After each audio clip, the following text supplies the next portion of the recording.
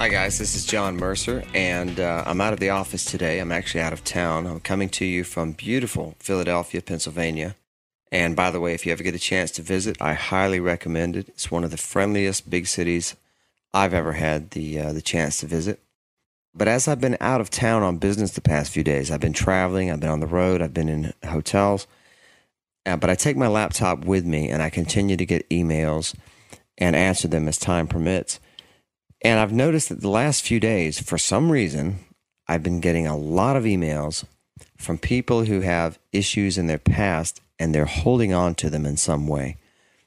And I've received so many of them in the past few days that I wanted to talk about this a little bit. For example, right now on my laptop, I'm looking at an email from someone. I'm going to change the name. Let's call this person Eric. And Eric is saying he has one thing in his life making him anxious. And that is his past, exclamation point, exclamation point.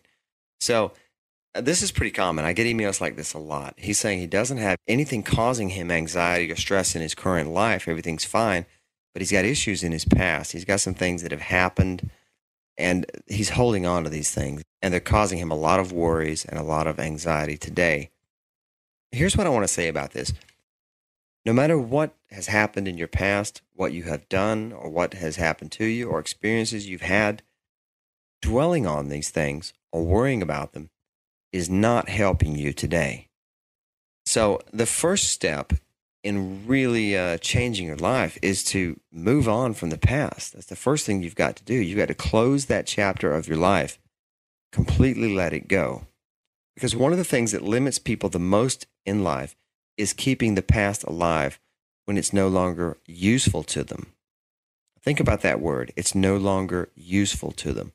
Why would you hold on to something that's not useful to you? Would you keep a car that wasn't useful to you, that didn't run? Probably not. You get rid of it because it's not benefiting you. Now, if you have things in your life that aren't benefiting you, that aren't useful to you, you need to let go of those things and move on. Get rid of them because you have control over your mind. That's one thing that I know absolutely. None of us are perfect, but we all do have control over our minds. We are not slaves to anything that's happened in our past. I'm not, and you're not either.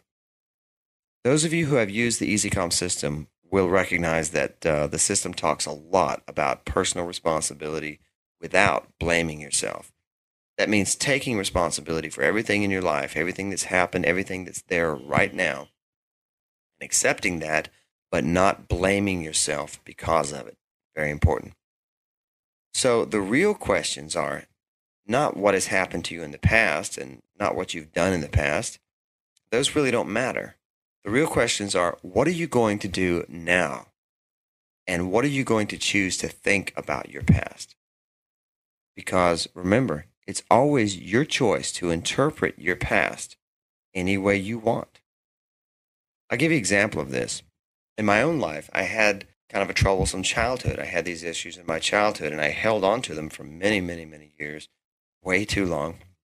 And I think I had the mistaken idea that if I just kept exploring these childhood issues, somehow this would lead me to a breakthrough and I wouldn't have my anxiety problems. And one of the reasons that doesn't work can be explained with a simple proverb. What you study is what you get. What you study is what you get. Therefore, if you're studying problems and trouble in your past all the time, what you're going to get, is more problems and more trouble, more anxiety, whatever it is you're trying to change. Think about, focus on what you want in your life now, because all that matters is what you choose to do right now.